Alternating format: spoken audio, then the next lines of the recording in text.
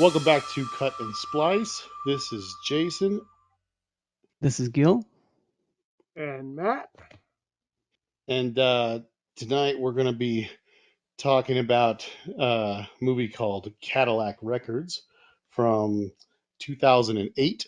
And this is going to be a real fun one. We are joined for the first time by my friend Mike Maye. What's going on? Uh, Hey. Mike and I have been good friends for several years now.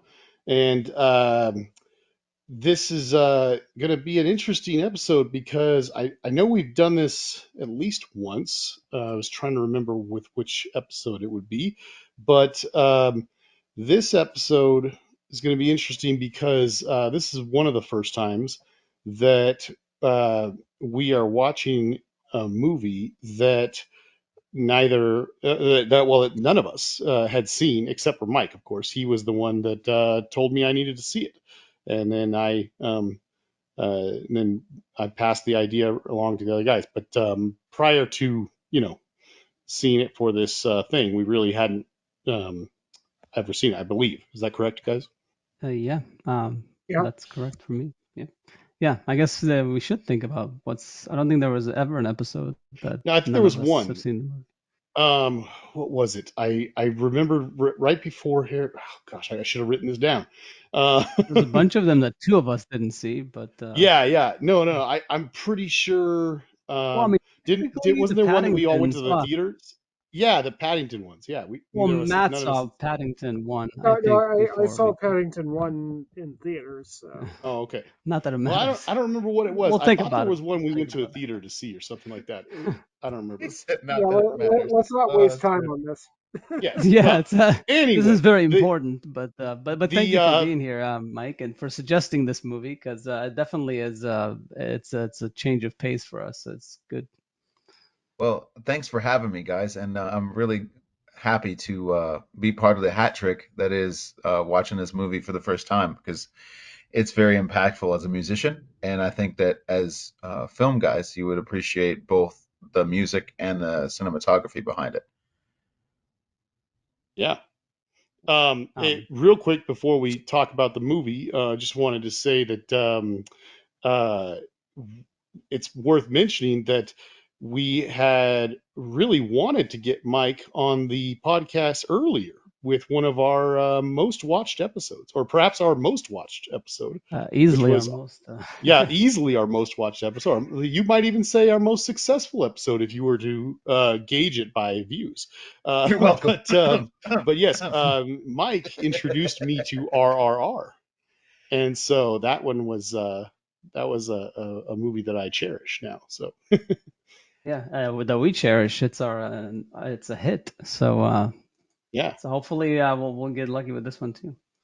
yeah, Lightning strikes twice, gentlemen. Lightning Yeah. strikes twice. yeah.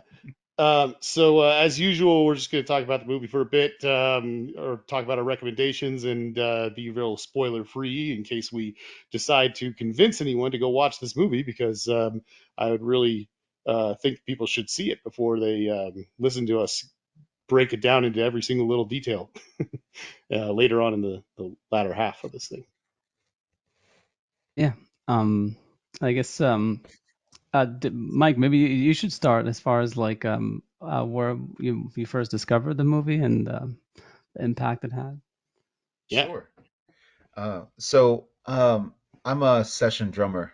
For a long time, I still play and I do a lot of music stuff. I toured for a lot, but this movie for me was something that I don't know if you play an instrument and you want more from your understanding of not only the genre of music that you prefer, but how it was unmistakably touched by something of this caliber.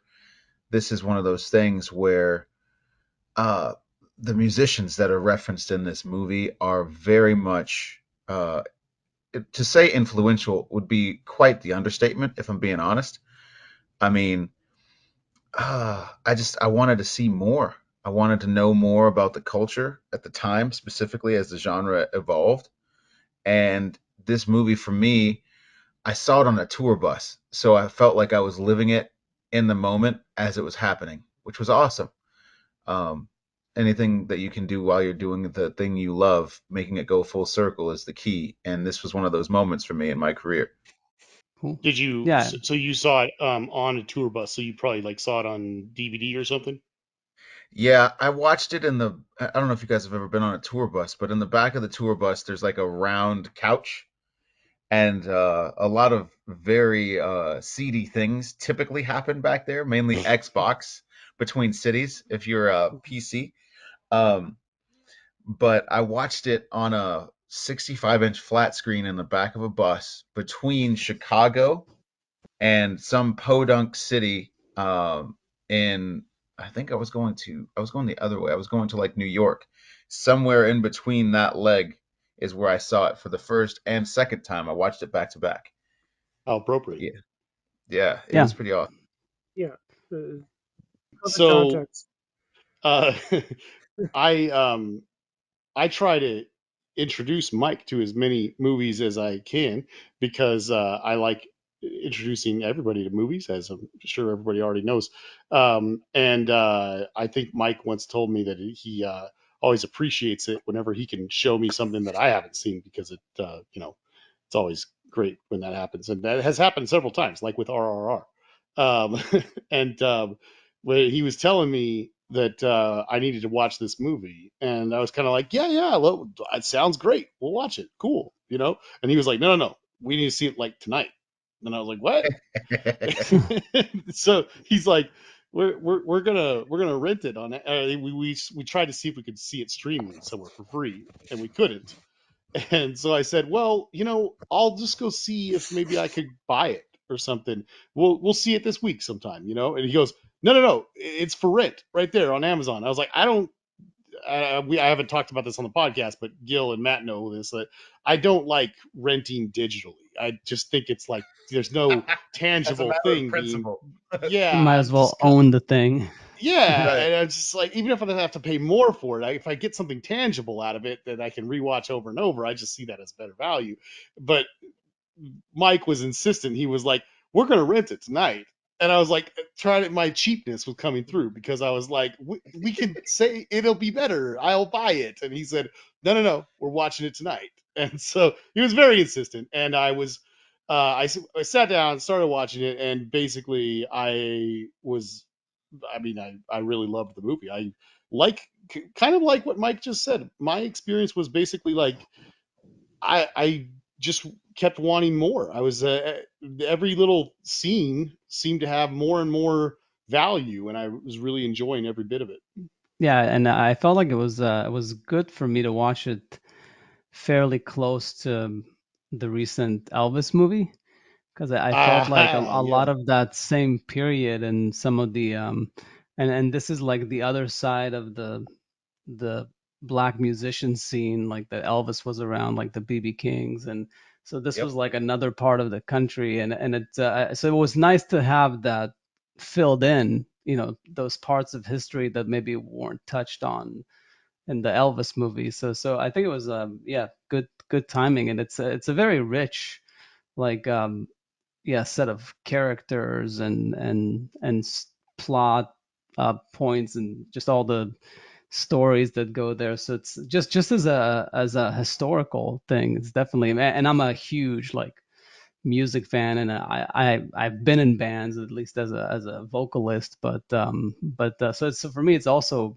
very fun, especially the whole inception of like between the blues and the birth of rock and roll and what led to today. Yeah. Yeah, it's very cool just for that alone, beyond just the qualities of the movie itself. I think that there's a lot to praise in this movie, and like you bring up IMDb, and there's like the more like this stuff, and uh, the first thing that pops up is Dreamgirls, and Yeah. we've already had that discussion on this channel where I basically eviscerated that movie. he's got his problems with that one. Right, it's not As as well you good. should, by the way. Right, Jeffrey Wright is a generational talent.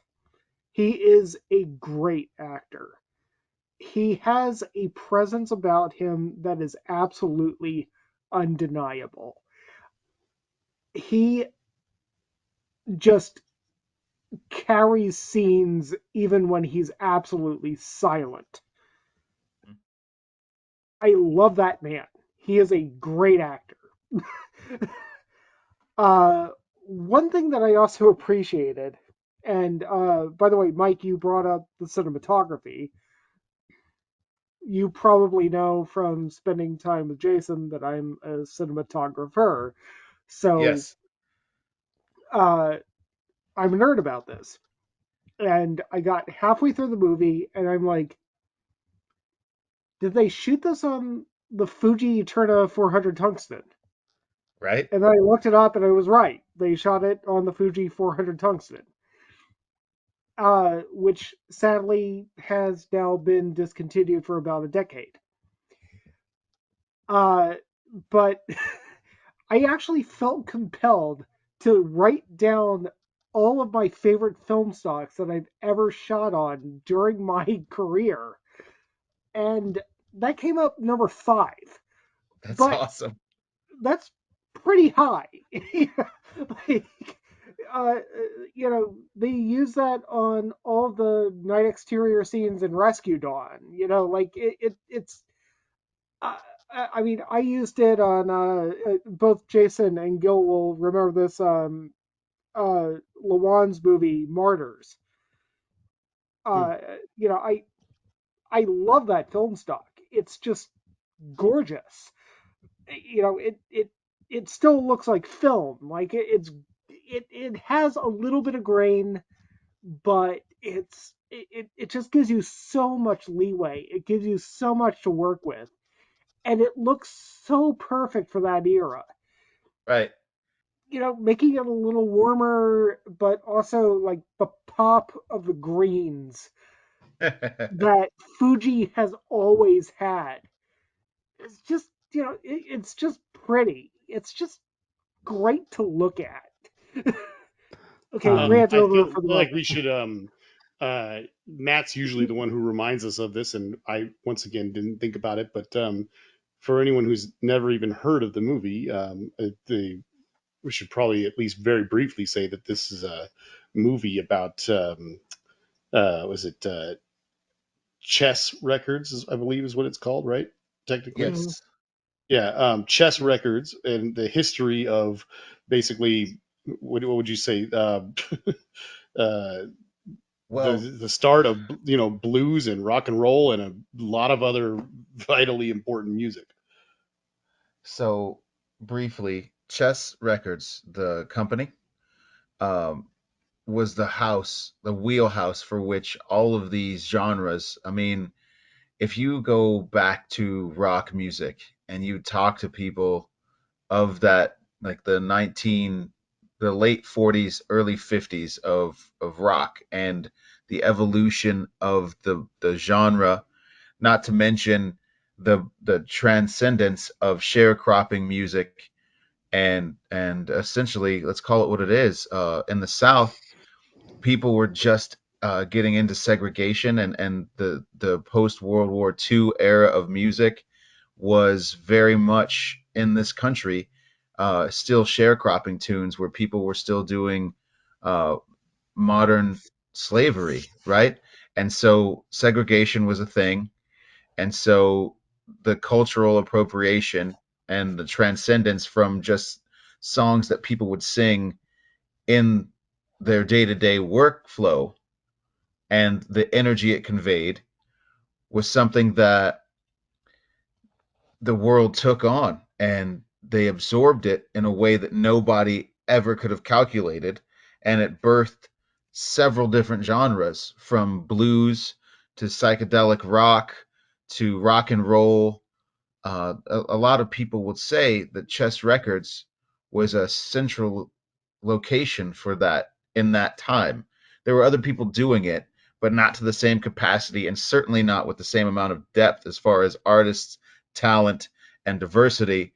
Further, collaborations to that degree. At the time, they were pioneers. Yeah. Yeah, and I was actually curious because one thing when I looked it up online, I saw this with my wife Dan, and she's the one who does all the internet research. That's But right. apparently they were brothers, Yes. the Chess brothers, but apparently they downplay one of the brothers in the movie. It seems like they Yeah. mostly focus on the Adrian Brody character. Which is Leonard. They showed Leonard's story, but Phil was the mastermind behind a lot of the A&R. So artist relations and the drafting part was done by Phil, and the recording sessions and all of the production stuff as Leonard, Adrian Boscus, as I called him. Um, the uh, the character that they portrayed was embodying both characters. And for the record, their estates, their families were very angry at the release of this movie because they didn't mention Phil at all.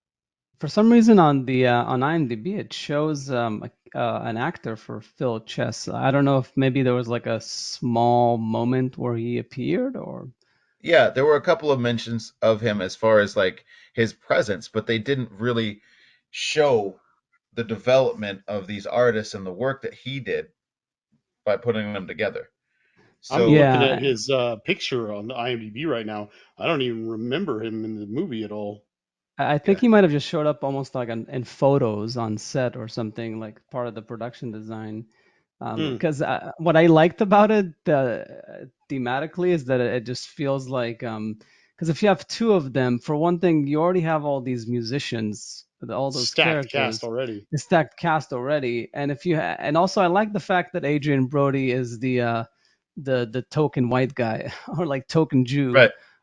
I feel like that's it just made it very appropriate to have the reverse thing where it's like almost completely black cast and just this one Jew trying to like make everything commingle basically. Yeah. So I found that Well, very you interesting. do have Norman Reedus doing the DJ Qualls role. If the Hustle and Flow guy. He's the guy just running Right. the machines. Oh yeah. But I just mean as far as leads, yeah, Yeah. No, like I was the just joking. main roles. But I just found but that to be yeah, an interesting Norman parallel. Reedus is always going to be the Walking Dead guy from for me, but What? No Boondock Saints? I saw him and no, I saw Boondock Saints. He needed a pistol under his arm. Yeah. that's it. Yeah, but If he yeah, had a pistol under his he's arm, maybe Daryl. he could have Come on, calmed he's down some of Daryl. the fights that were happening. yeah. So I guess we can move to rating it, so we can get into spoilers soon.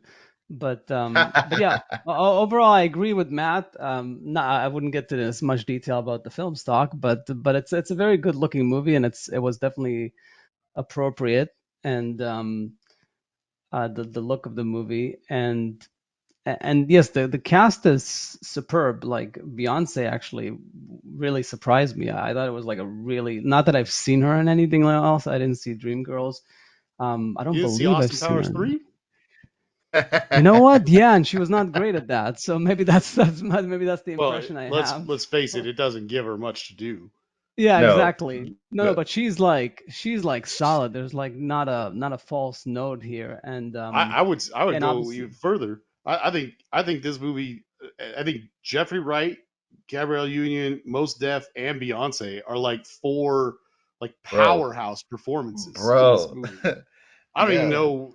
I mean, I'm used to seeing Mos Def and enjoying what I'm seeing, but I mean, like this, all four of them are just like I don't even know what's happening. I'm like, again, same thing with Jeffrey Wright. I always like Jeffrey Wright. I don't know if I've ever not liked Jeffrey Wright in something, but I mean, especially when you start seeing the passage of time and you see how yeah. slowly gets older and older over like the 20 something years that the movie portrays. It's like it's just well, it is what it is. It's heartbreaking. It's like his performance is incredible. yeah, no, for sure. And Adrian Brody, I do think he's underused to some degree. So I was happy to see him You mean here in Hollywood? and Hollywood in general, Yeah, yeah. and Not in also this movie. recently I started watching Winning Time on HBO, and he does like he plays Pat Riley, the coach of the Lakers. Oh, So Yep. it's that's also fun. But you should watch that show, Matt, because it's got like more grain that you could ever wish for. And I'm not even sure if it was shot on film. It might be on digital shot, but it's kind of nuts, that show. But in any case, but yeah, like as far as like rating this movie, it's tough because I feel like I want to give it between the performances, the history. It's very very well made. I want to give it an 8. It might like just be just shy of that. Like it would be like a 7.7, 7.8, but like a very, very warm 7 as far as my rating for it. And I would definitely recommend it for anybody who's a definitely music fan and just good acting in general. It's just for the performances. Mm. I feel like this is some of the best like ensemble black cast that I've ever seen. So that's that. Just that alone, I think, is worth the watch. I I I think I'm gonna be somewhere in like the 7.5 category, but I mean, keep this in mind that you know I regarded perfectly adequate as 5. So I mean, 7.5 isn't me dissing on the movie. I am recommending the movie. The performances are great. The cinematography is great. One thing that bothered me is that I was listening to the dialogue and I felt like it was a mismatch of the writer hearing the vernacular and being able to translate it, and the writer basically being like a high school student writing cliche lines. And the high school student writing cliche lines started pretty early in the movie, and it kind of took me out of it. And it took a lot for me to get back into it, and then some of those lines came back, and I was just Mm. kind of yeah, I'll make something of myself. Like yeah, that's something that you're gonna say, dear. Yeah, no, actually, I mean, I feel like the lines that were written for like for Muddy Waters and for Etta James felt more genuine. The A lot of the dialogue written for Adrian Brody just felt false to me. It didn't feel like a real person. And I don't think it was Adrian Brody's lack of acting talent. I think it was the writing. That said, yeah, I mean, I think it's about a 7.5 for me. Uh, Definitely watch it. I just have a little bit of a quibble with some of the writing. Uh, I have a few issues with the movie overall myself, but I'll get into those later. Um, I um, I feel like um, when I'm, when I was watching the movie, it's as I kind of alluded to before, it surprised me that I liked it so much more than I actually expected I was going to. I actually expected to like it, but I was I was like I guess I could say I liked it about twice as much as I really thought I was going to, which is I mean I just Damn. really liked the movie a lot. yeah, That being said, like I said, I'll get into a few little nitpicky things I have with it later. But for me, especially when I think about the music itself and just how good it is, and the fact that like so many of the music performances were performed by the actors, which it just was really something kind of special. I felt the I would put it at a solid 8 for sure. There are times when I'm watching it and I feel like I should say 9, but Damn. overall I'd say 8. all right. That's awesome. Yeah. What Mike, about do you have you, any Mike? feelings about where you would put it on a 1 to 10 scale? Sure. Okay. So if I'm going as there's two sides to the coin. Briefly, as a musician who also knows a bit about the individual artists and their battles and their stories, if you will, the the inaccuracies in the overall timeline as well as the events that took place are the only things that I guess subtract from my overall rating of the movie.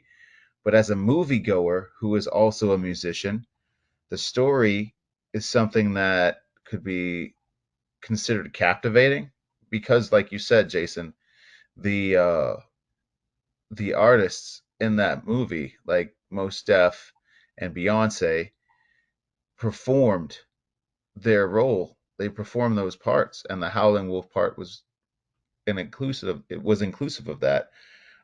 So that in and of itself was just another reason why. I mean, if for nothing else than the soundtrack, I'd give it like a. I'd probably right with you guys somewhere in the 7 to 8 range because it had its flaws. And Matt, I'll side with you in that there were some lines in the writing for Adrian Brody's character that were just like, dude, you would never say some shit like that in the middle of Chicago to anybody black. And the whole thing was just there were some moments as a guy who has witnessed that. Like I've played shows in the South that look like Blues Brothers stages with chain link fences in front of the bar. I've played venues like that. So like I've survived stuff like that, but there were some references there like we'll get into that later that I was conflicted with. But overall, yeah, somewhere in that range. I mean, I really like the movie and I'm glad for the record that I'm 2 for 2. Um with Um, so we don't always go over this, but I just wanted to ask you guys in case anybody else looked it up and saw anything. I was looking, the director, Darnell Martin, she has a lot of credits as a director, but it's mostly all television. And I myself have not really seen much of it, maybe a few episodes of stuff here and there, but certainly not enough to say that I'm familiar with her body of work. I don't know if you guys have, but I don't really have any opinion on her other stuff other than just to say that I liked this movie a lot. Yeah, I mean, one thing I guess last thing I would say about as far as directing style is it's maybe a slight flaw from my point of view is that it is for the most part it's just going through the motions as far as the approach to it, which I felt like it didn't bother me as much with this movie because I felt like the characters and the story and the history was so rich that it's just one of those movies that you don't want to mess with. You don't want to start doing a lot of like movie tricks and Boz movie Lerman. techniques. Yeah, like Baz Yeah. Luhrmann type of stuff. Like you just want to the story to kind of tell itself in a way. That's why it sort of works for me. But yes, I'm sure that I've also some of the yeah the dialogue and surprisingly, even though it's under 2 hours, I felt like the pacing was like the wasn't always like spot on at points, which that's actually says something for a movie that's under 2 hours to feel like it's a bit on too slow.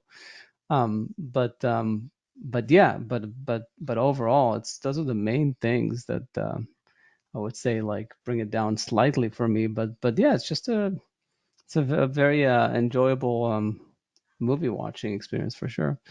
Uh, I Um, would actually be interested to dive into, I already praised the choice of shooting it on that specific Fuji stock, but I mean, it is one of those things where,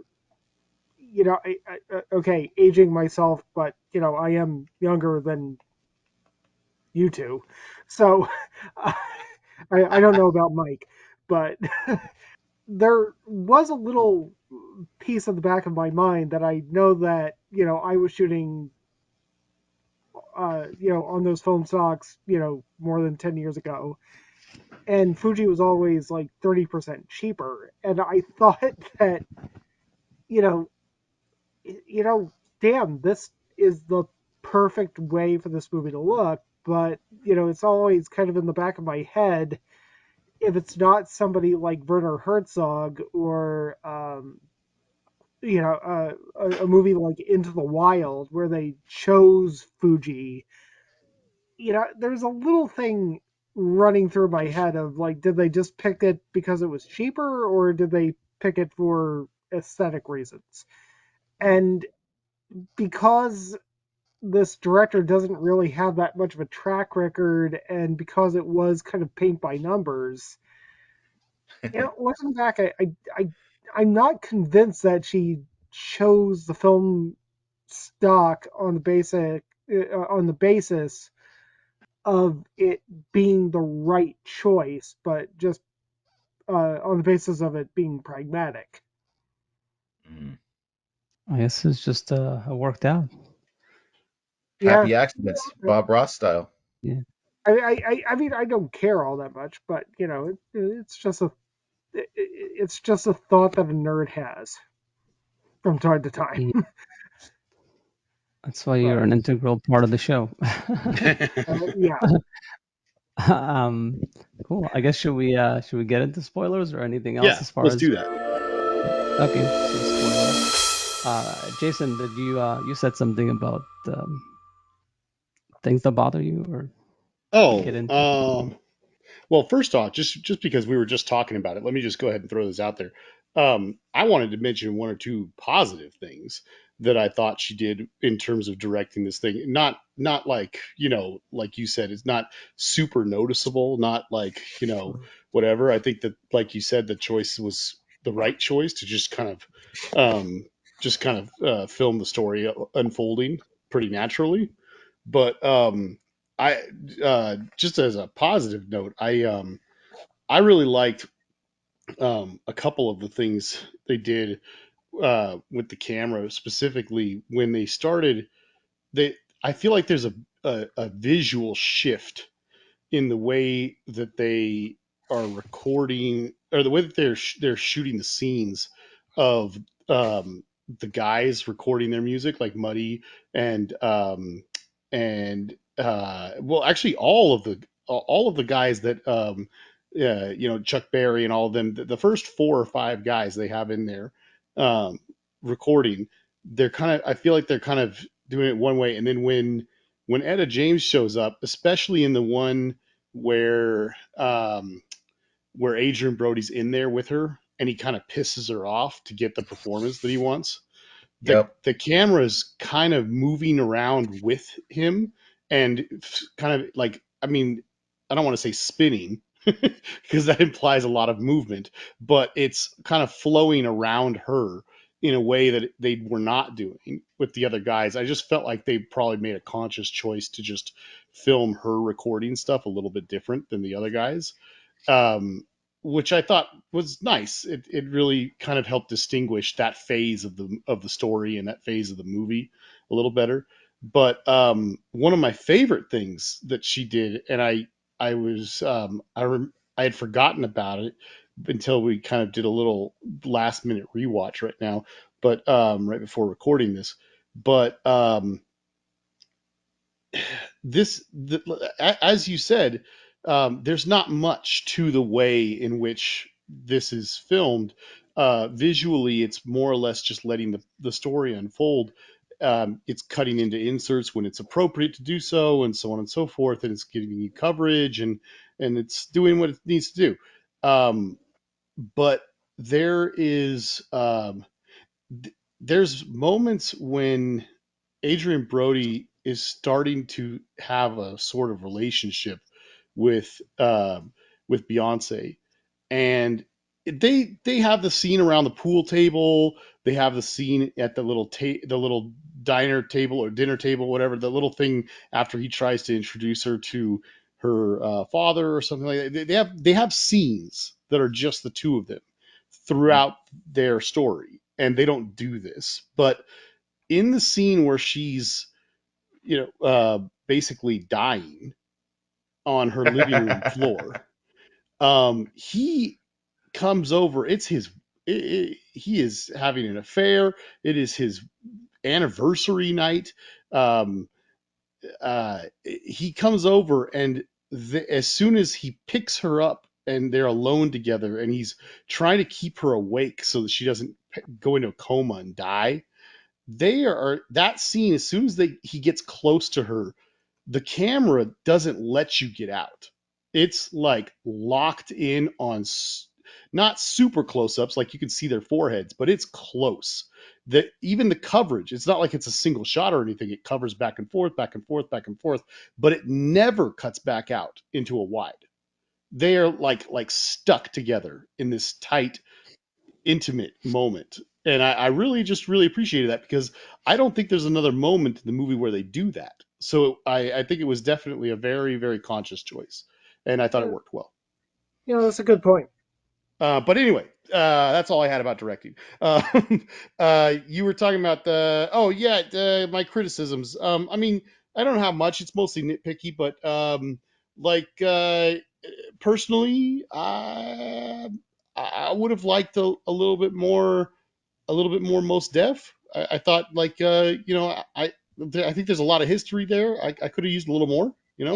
Um, I I also feel like this is, how can I say this? I don't want to sound mean when I say this, but um, I don't know how you guys feel about Adrian Brody as an actor in general. I feel like his performances are all over the spectrum based on how well he was cast for the role. Yeah. Like there are times like the pianist where he is like amazing, you know, and there's times in very flawed movies where I thought he gave an okay performance, like in The Village and stuff. Um, and then there's times like in Predators, where if you haven't seen that, I mean, like that movie, he bulked up like a action star. He is cut out of stone in that movie. I appreciate his dedication so much, but he is horribly miscast. Like it's so bad. And then like the probably the worst miscasting of him ever was in King Kong. I thought that was a really bad idea for them to put him in that role. But like I said, there are times where I absolutely love him and times where I'm like, what are you doing in this movie? And this, I think, I think he was great in this movie. But I have to say that even though I think he was great in this movie, I think he's the weakest thing in most of the scenes he's in. I mean, it's not his fault. He's surrounded by phenomenal performances. But if I have to call out something, that's what I'm going to call out, because it's like there's times where I'm Mhm. just like you. I mean, you guys said it already. There's stuff that Jeffrey Wright does without even uttering a word, and he's his presence is there. I mean, and it's just and they have so many scenes together, and it's kind of rough probably, but that's Yeah, the way it is. I think that he's got some of the scenes where I kind of I'm not so super keyed in are because of Adrian Brody. bringing that up, I was just kind of thinking about this. Yeah, because it was brought up at the beginning of the movie that being a Jew wasn't exactly popular at the Oh yeah. time either, and that was just kind of lost uh, in the writing throughout the course of the movie. Are you saying that you would And have liked to have seen more moments where he faced adversity because of his ethnicity? well, I mean, just at least keep that in your back pocket. I mean, it's. I was reminded of Thomas Sowell when he was asked, "What do the Jews need to do to stop being hated?" And he responded in one word. He just said, "Fail." The Jews just need to fail. and then they'll stop being hated. And yeah, I mean, there's there is a missed opportunity in this movie uh, that is the Jewish experience throughout the 1940s, 50s, and 60s. Uh, Probably the Jewish experience now. Gil, you can probably speak to this better than I can, but Well, if anything, uh, definitely Spielberg has gone through, it seems like, more anti-Semitism than Adrian Brody did in this movie. right, yeah, exactly. For That's different fair. reasons. Although apparently there's a lot of inaccuracies in the Fablemans based on some of the eyewitness testimony from his high school friends. Oh, But in any case, apparently, like maybe he didn't have a girlfriend really, like in the movie, and maybe the anti-Semitism he was kind of like blowing that up a bit. But in any case, it's fine. But I'm you sure it know what? exists. If I ever get to make a autobiographical, movie about my life, I'll probably lie and say that I had girlfriends in high school too. Yeah, for sure. Before the yeah, any racism or anything like that. That's more important. But yeah, Oh it's no, I I'll actually talk. has I'll talk that up too. I'm gonna be like okay, talk about okay. all my half Mexican oppression. Exactly. That's like actually a good segue to that because I was as I was watching the movie, I was like, is Adrian Brody even Jewish or is he just being like cast because like as Jewish because he's got a big nose? But apparently he's like a half Jewish or a quarter Jew or something like on one side like I think his mother or grandmother is like a Polish Jew or something. Yeah. But which I Wait, guess that's why. I don't want to sound racist here, but wait, you're telling me that Toucan Sam is not fully Jewish? That's amazing. Oh, Yeah. jeez. Dude, that was some of the things we were talking about earlier in the recap. Adrian Boscus is what I call him. Yeah, It's the profile is real. yeah. How do you light that? I mean, props to you. It casts its own shadow. I don't know. Uh, I had to look up Toucan Sam. Follow your But nose. I don't get all your yes. Follow your American nose. references. We are Man. gonna get That's terrible. Oh, canceled I it's shouldn't from have said so that. Kellogg's. hard. Yeah, I didn't grow up in the It's U.S., Fruit so not Loops. as It's many. the toucan. Uh, oh That's yeah, I didn't grow up eating Fruit Loops. That's neither did I. There you um. go.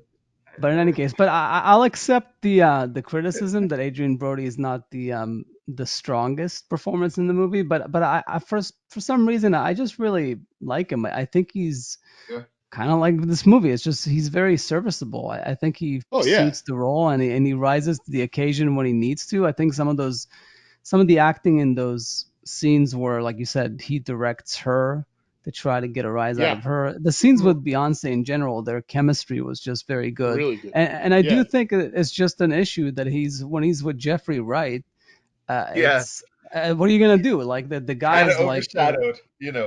the yeah. guy's like I made of steel. Like he's just like so much like is oozing from him. You yeah. can't compete with that. I Yeah, after saying what I said, you it's need to important get that I Anthony clarify. Hopkins in the room. Yeah, yeah.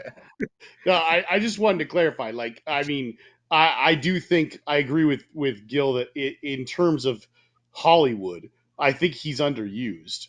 I just think that there have been throughout his career, he's been miscast and misused, or given terrible scripts and there's some bad performances out there, and I'm not even necessarily saying I would blame it on him, but it's frustrating to me because when you see how good he can be, it's like, oh man. And I do think this is one of the better performances of his I've seen. I liked him in this movie a lot. I just, like you said, overshadowed. Yeah, I guess I should correct myself to say that he's not underused, he's just misused. It sounds like I just haven't That might seen be a lot of better. these Yeah. performances. Yeah. But he's just got a very good interesting face and if you make it work for you, if you cast him correctly, he brings like an interesting angle, But you know what I to the liked movie. about him in this movie? And you guys, if you, I'm trying to think of all the movies I've seen him in, and I'm trying to think if I've seen this before or not. I don't know, but there's he's this character is so complex because he's simultaneously responsible for being a super key component of all this great music, great influential music that laid the foundation for the greatest music ever made, you know, and that's the kind of character he's playing, and that's the history of his character. But he's kind of a scumbag too, you know? And I'm trying to think if I've seen Adrian Brody play scumbag before. I mean, I'm trying to think of all the roles I've seen him in it. I don't think I've seen him play scumbag before. And I think he was really good at channeling that. Like, he's nice. He puts his arm around his guy, and then 5 minutes later he's like screwing him over with the details on the contracts and stuff. Yeah. That's another point of criticism is I felt like his character is it came a bit too quickly that from owning just a nightclub of sorts that he all of a sudden became an expert on like black music and was like, oh, I can like there's no you don't get into the origin of like how why is he like some sort of expert, like why is he the channel through which all this could funnel, like why did he why was he the connecting tissue. I felt like that's part of what wasn't explored too much. And also I will say for the musicians themselves, I think there was a little bit with Chuck Berry, some of the influences that he had to get to where he was, that the whole thing about him, they thought he was going to be a white guy that one Yeah, venue, and it was like, yeah, no, but you can't perform here. So I felt like with Chuck Berry there was a bit of that, but not as much with Muddy Waters and Etta James. As far as like it would have been nice to get into some of the origins of how that music came about and those influences. I felt like. right. He also kind of died incredibly unceremoniously Who, toward Adrian the end. Brody? Yeah. Oh, I liked his death a lot. Apparently, in real life, it was like a couple months later It after was it months closed after, in down. fact. Yeah, Yeah, Yeah, but you gotta use it's a visual compress. medium. You gotta show Yeah, epic Right. the montage, though, thematic right? storytelling within the scene. Yeah. It's just one of those things where, like, this is one of your most important characters. Like, absolutely one of your most important characters. And you just have him pull off to the side of the road and, like, oh, he had a heart attack. I, Yeah, but it's like I, it's symbolic of the fact that he couldn't survive without his baby. And by I that, of also course, I'm felt, talking about his I record also company, felt not like that was a Not stretch. Etta James. not Etta James. Well, that's also one of the reasons why I hate voiceover, unless you can really justify it. Like, oh, he died of a heart attack. Like, This coming well, from the guy defending the Thin Red Line? Dude! that's the movie where you can defend it. But No, you can't. I, Wait, I'm what? sorry. I'm sorry. I'm sorry. Hold on, Matt. I feel like I'm gonna forget this final says. um, I did write down a note about Cedric the Entertainer and his narration and his character he plays and everything, just because I wanted to say this, and nobody has to agree with me. That's fine. But the I just thought that he did a really great job as the narrator. Um, but what struck me, what jumped out at me, was how this movie uses him as a character in the movie and as the narrator for all the other characters and what's going on. Not to say in any way that that's a revolutionary thing. There's many movies that have done that in the past, but the manner in which they did it, I just really liked because it jumped out at me and made me think about my probably my biggest or second biggest criticism of Once Upon a Time in Hollywood. That movie I really love that movie, and yet somehow I don't get how Quentin thought it was a good idea to have one narrator for the first half of the movie and then an entirely different narrator for the last half of the movie, where the last half of the movie was narrated by a character that we're seeing earlier on in the movie who's not even an important character. Like it's so bizarrely weird, and it doesn't make sense. And the first thing I thought of, or maybe it was my friend who'd said this to me, was this. If everyone remembers that movie, there's a scene at like the Playboy Mansion or something like that, and I can't remember that actor's name, but the guy from Band of Brothers, he's like awesome actor. Um, he's Oh, playing yeah. Steve McQueen in the movie, and he has this great scene where he's not narrating, but he's kind of narrating because he's got a girl next to him, and he's explaining in a very narrator sort of way the dynamic between Sharon Tate and Polanski and their friend, you know, Mm. and he's doing all that, and he's telling the history of the story and whatever. And my friend told me when we were talking about the narration, he goes, "Why didn't he have that guy narrate the whole movie as Steve McQueen? I mean, what better figure could you have from that era talk about a movie called Once Upon a Time in Hollywood?" He could have had him do the whole movie and it would have been amazing. And that's what I was thinking about when I saw this, because Cedric is playing a pivotal character.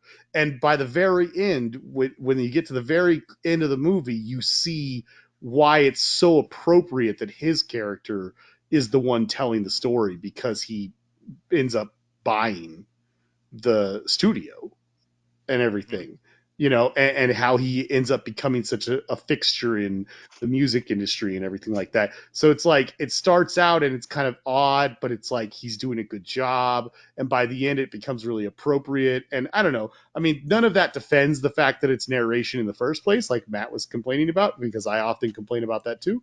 uh, but but yeah, there's something about this movie and what it did with Cedric the Entertainer that I was like, see how good that worked? Why didn't they do that in Once Upon a Time in Hollywood? It was Damian Lewis was Thank you, the Damian Lewis, great actor. yeah. Yeah. No, I mean, to an extent, I agree. It's just there was no gravity to his death.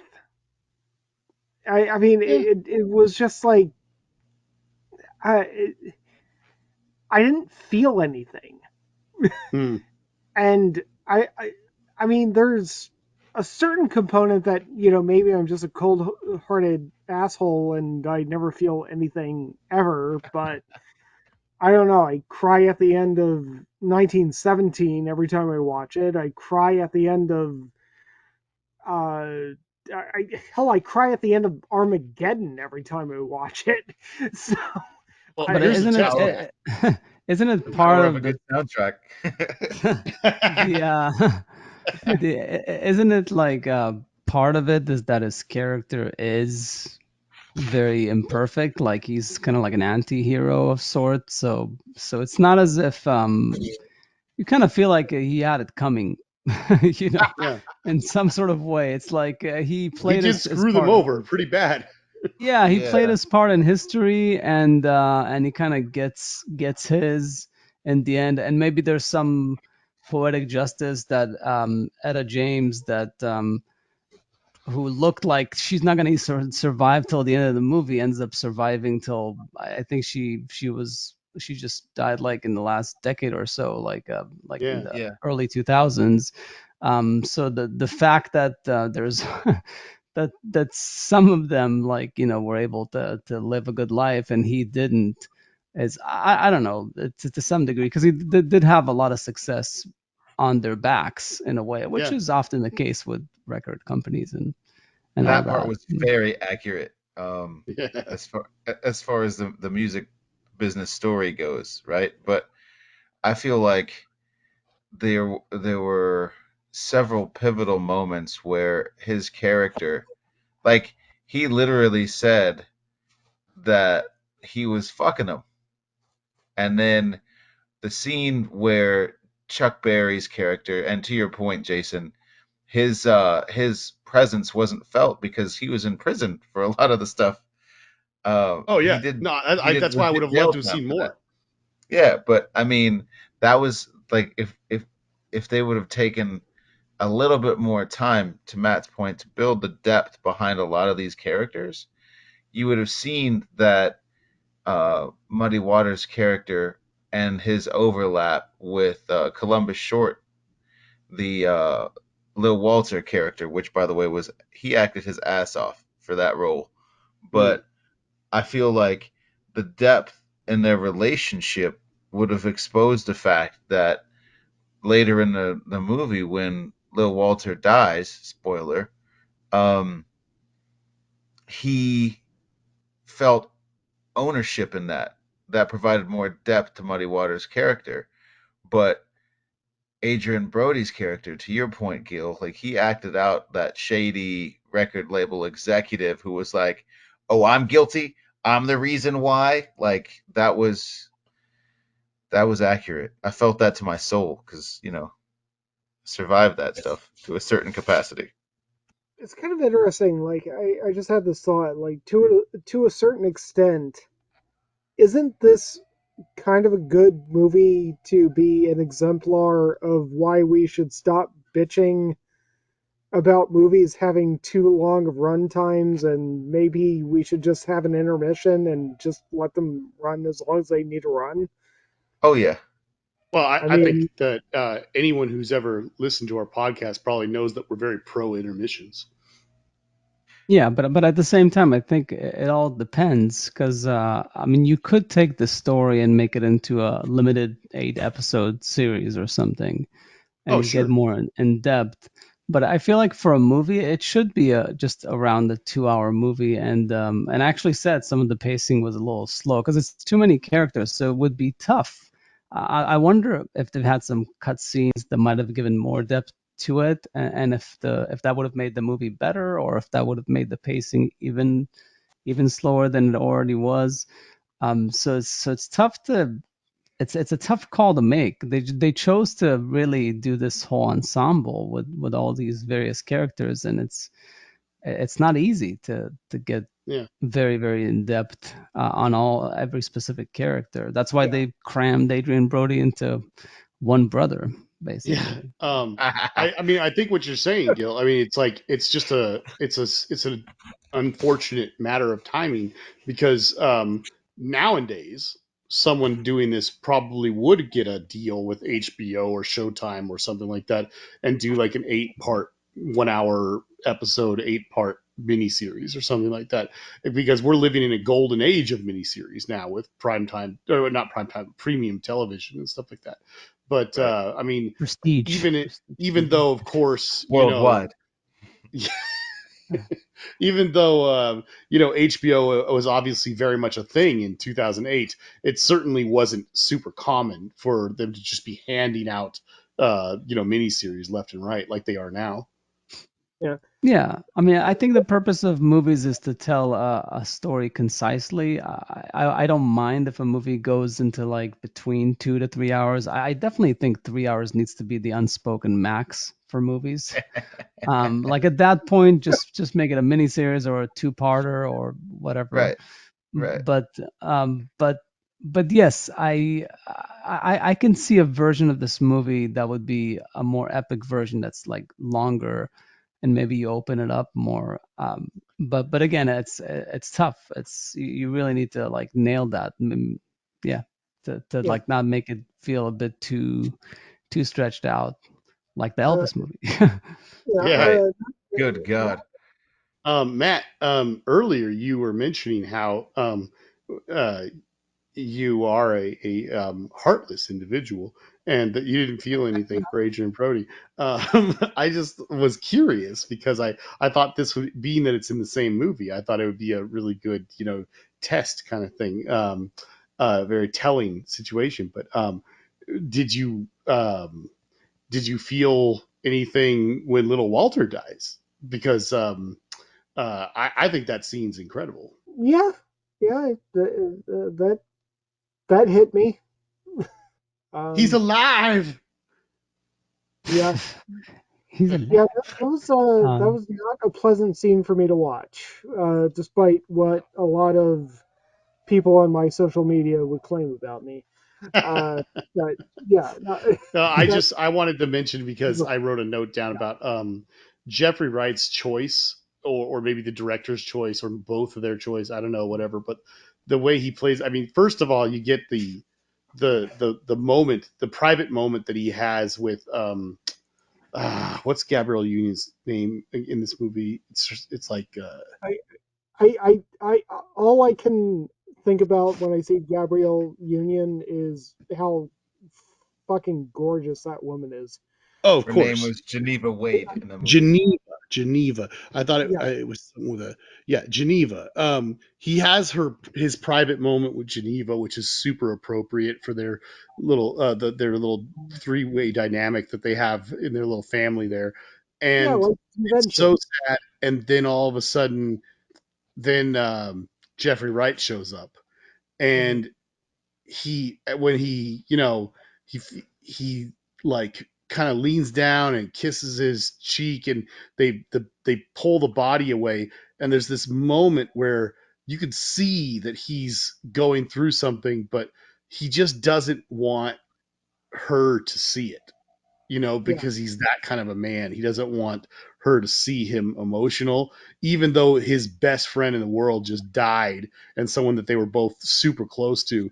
But I love what they do is that I know people do this in real life, especially a lot of people who are like that. But he's talking to the two mortician people, the people who are taking the body away. You know, he's mhm. asking that he's like stepping out of their way, and he's making a point to communicate with them, even though they're not even talking to him. He's like, oh, let me get here, yeah, let me get the door, and he's like, thank you so much, guys, thanks. He's like he's saying things so that he doesn't express himself, and then as soon as they leave, he starts going into problem solving mode to once again keep his emotions in check, and he's like, I think it's a good idea that we buy him a brand new suit. We got to get him a good coffin. He's like telling his girl stuff, that chore list stuff, to like occupy his mind, and then he runs up the stairs to be by himself and then just falls apart. Yeah. Yeah. I remember this interview with Jeffrey Wright. I forget how long ago it was, but he was one of the lead actors in Angels in America, Oh yeah. the miniseries. Yeah. And something that he brought up was when you're shooting a movie. Uh, no, what he said was when you're shooting a miniseries, they expect you to have it by the third take. When you're shooting a movie, you are expected to have your lines down by the third take, uh, Hmm. which kind of struck me as weird because you, me, and Gil have only shot low budget movies. Um, though I mean, some of them have been shot digitally, so just keep rolling. But yeah, fuck it. Um, Full send. but the thing that sticks out to me about Jeffrey Wright is that I y'all know that I have experience both in theater and in cinema. I've been on stage, and I know a lot of actors and actresses who are stage actors. And the funny thing is, like I keep coming back to this, that it's a lot easier to get a stage actor who is way too big, way too emotive, way too uh like past the Expressive. butter and everything, expressive, and dial that down than it is to get somebody who is too quiet too subtle and get that person to be more emotive. And Jeffrey Wright has always struck me as this guy who has something brewing inside of him all the time. Hmm. He's just got this emotive instinct inside of him all the time.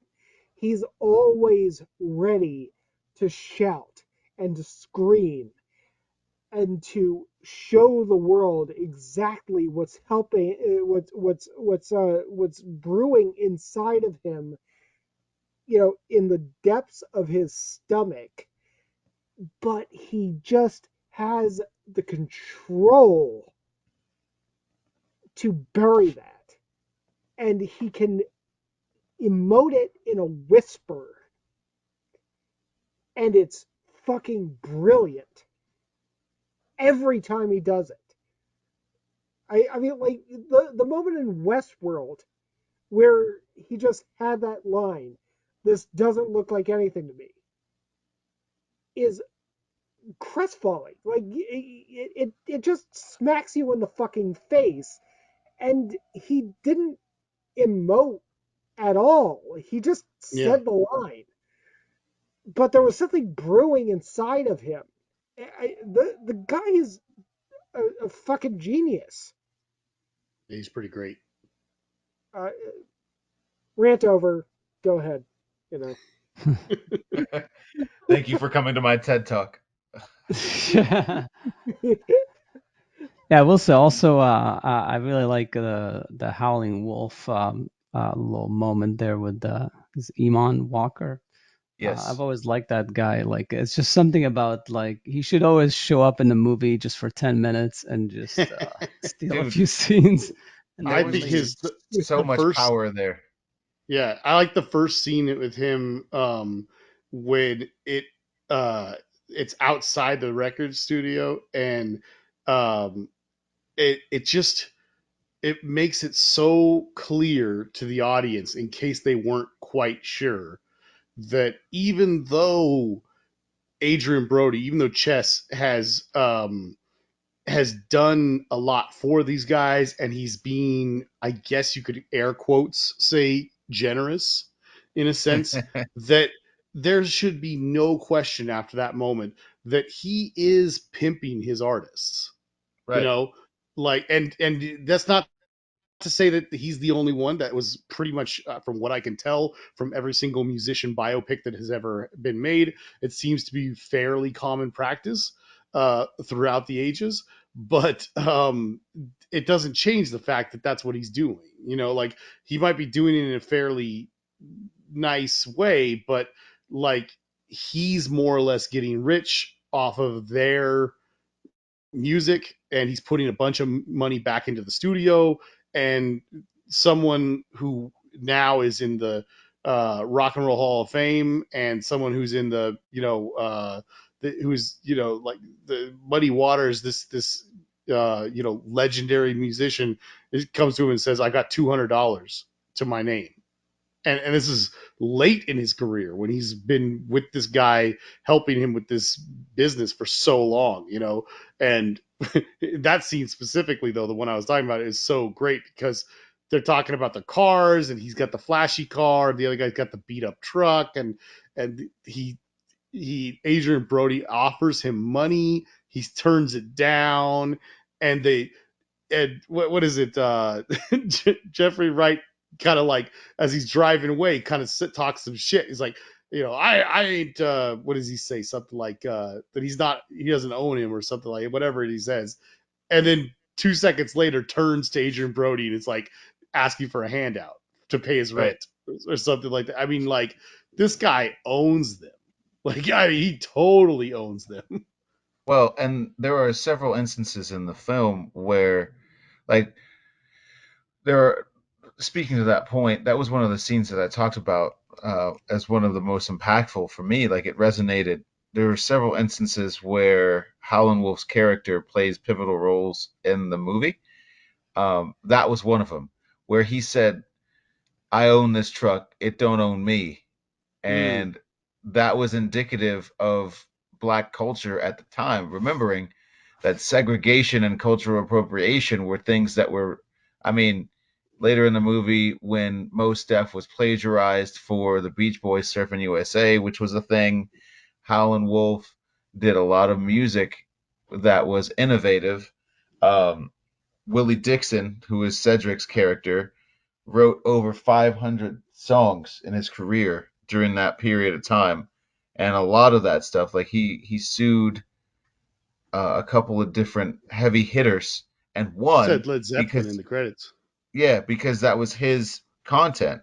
And so cultural appropriation being what it is, intellectual property being what it is, these guys were ahead of that in a sense that nobody had ever done that before. So for it to be blatant as it was something that they had to reference. And so in the beginning, when you're introduced to Howlin' Wolf, it's understood that he is, ironically, a lone wolf in that this is mine. You won't take from it. You'll pay me what you owe me is exactly what he said. And then to your point, Jason, Muddy Waters' character was like, look at this motherfucker. Like, and then Yeah. asked Adrian Brody's character, hey man, I gotta pay some bills. And then later, when Lil Walter dies, he's asking Adrian Brody for a handout. And then Howlin' Wolf says, as long as you let him treat you like a boy, he'll treat you like a boy. Which in our culture, for the record, I'm a gray kid for those who don't know me. It's a very derogatory term. And so two black men standing in front of a Jewish guy in the beginning of this now predominant industry. Like I've worked for Jimmy Iovine, and please don't come after me if you're listening to this, but there are moments where that is very relevant, and that was one of them when Howlin' Wolf throws the money on the floor and walks out of the room. That is what every independent artist strives to be. Yeah, you'll pay me what you owe me, but I'm going to go about my business because this is mine. And so in that time, they were pioneering that. And I feel like that dynamic was one of the things that they got right in this movie. Yeah, I love all the scenes with him. He's great. Dude, So that's awesome. Yeah, yeah, that's a lot to digest. Yeah, it definitely feels like because a lot of this music was in its infancy, and the whole thing of the whole attraction to the rock star part, the whole women, the things that Mos Def does there, like the Chuck Berry character, and yeah, Muddy Waters too. The fact that you Are can't you referring to really, the it's backseat foursomes? yeah, the back seat, and then and then of course like the Muddy Waters, because recently there was like a Bill Maher podcast where he spoke to this like rock star from the 80s or something, this musician. He said like, so uh how, like how difficult it is to stay loyal in a relationship when you're a rock star, and he basically tells him like it's impossible. There's just no way. So I'm just thinking like that and the money part. It feels like there's this whole. It touches on this part of the culture that black people of that time didn't know how to take pride in what they create and take ownership of it, and well, get their own, and how that's evolved over the years. And you have someone like Beyonce that's acting in the movie and is a huge superstar. um, and all these black artists that over the years have definitely came and to their deserving places. So it's nice because there's a lot of this goes back to the Elvis thing, that then someone right. like Elvis comes along and just Cultural steals their whole appropriation. repertoire. Yeah, and then whether it's the Beach Boys or Zeppelin, but that's like little things like a song here, a song there. That usually happens in music in general. Yeah. But definitely Elvis, and definitely, there's like all throughout history, you have all these white people that will take music that starts out as black music, and then they become superstars because like all of a sudden it's more it's more vanilla. It's more like acceptable to Right. other white people or like certain segments of the population. So that's what's interesting about the history of what this movie shows is that they didn't know what they were doing. Like the Muddy Waters character, like he had no clue that he could be a superstar. Like you're playing your music, you have no idea that anybody would ever care about it. But it's so it only makes sense that they would mess up, they would make these mistakes and growing pains of sorts. Well, I Yeah. mean, I still maintain that the two biggest problems with the Elvis movie were the garish digital cinematography and Tom Hanks should just never try to do accents. Like, just No. never. Like, I mean, I love Tom Hanks, but uh, just stop it. Stop Well, trying to do accents. he crushed Forrest Gump, though. I mean, Yeah, At that's least true. do Maybe do it accents without a fat adjacent suit to or what your real right. voice is. But yeah, uh, I left Croatia and I changed plane many times. Fuck you. No, no, it just doesn't Tell me work. how you really feel, sir. Um, um, yeah, no, I mean, I think Bill's striking a chord here, and that pun was not intended, but I'm fully aware of what I just threw out there. So, fuck it. I like Go ahead. that though. It was like Yeah, a G minor seven. right. I just I, I feel I can't read music, so yeah. cool. that's funny. No, but I it's feel yeah. I feel Mhm. that though. Like one of the things though, we're talking about braving new territory, right? So another one of the most powerful scenes I think in that movie, and Jason, we were talking about this in the brief recap, was when Lil Walter is assaulted by the police. Mhm. Understand that in that scene, at that moment, he had the number one song on Billboard, and he's getting his Mm, face smashed into a Cadillac. Further, yeah, the one time that Muddy's character has the ability to defend him, he lets it slide, and it's noted by Lil Walter when he quits, right?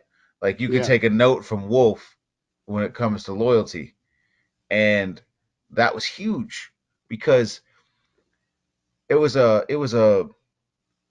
an unwritten understanding at that point.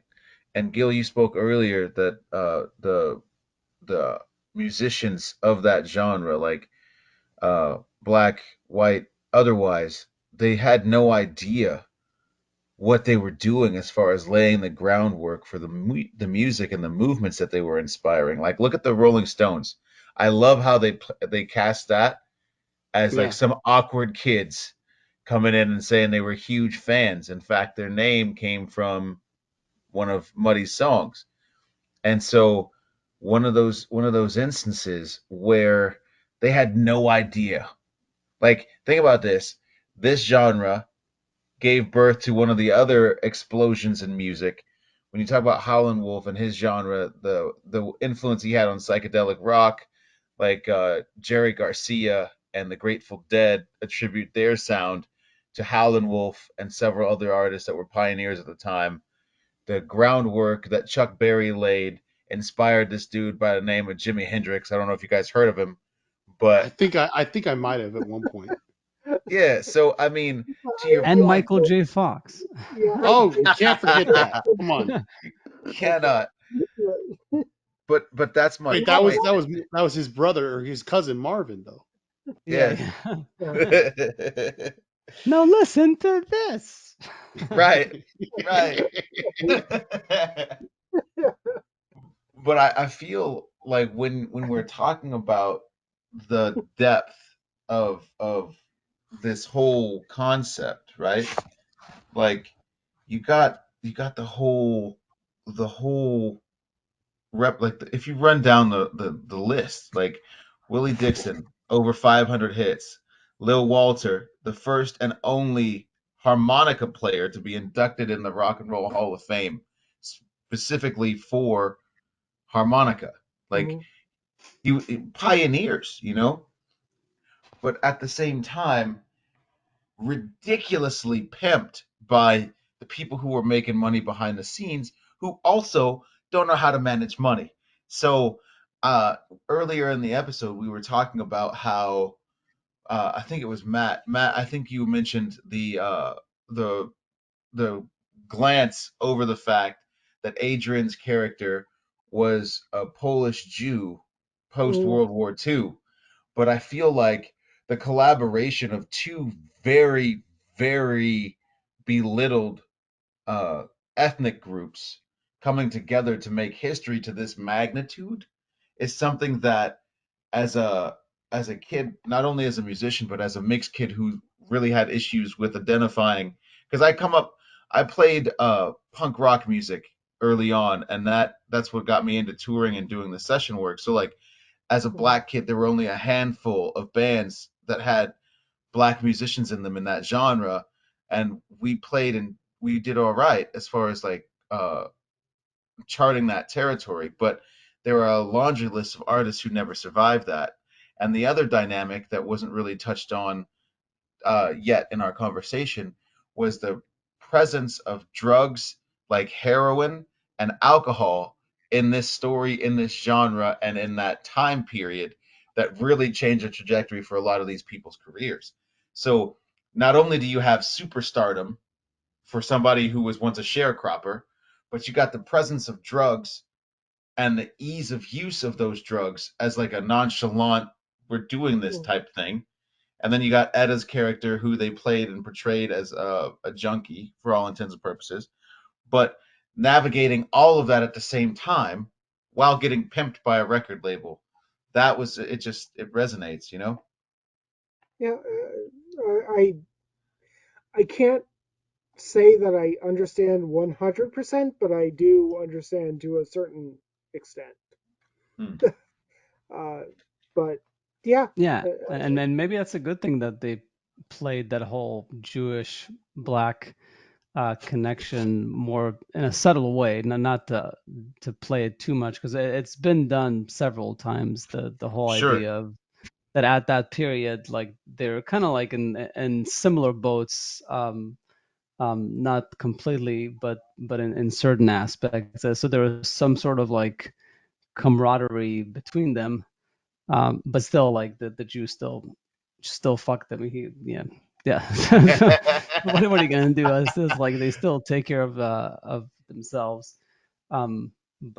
But yeah, no, but it's understandable. I think it's very understandable that all those growing pains would be there, and we have to owe all the music we listen to now to these people. So it's yeah, that's why it's very good watch just for that alone. Like I want to watch a documentary about this stuff now. yeah. Well, I So Right. mean, I think what it all comes down to is that the first people who bust through the door are always going to get bloody, Sure. and these were the first people who busted through the door. These were the people who took the risk, and this is why risks work.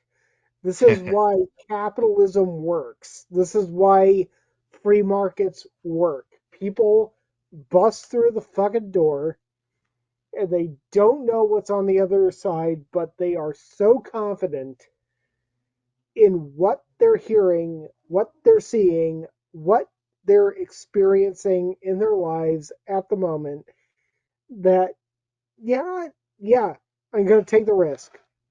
I'm going to bust through that fucking door and I am going to wave this in your fucking face. And you can take it or leave it, but I'm going to bet that you're going to take it.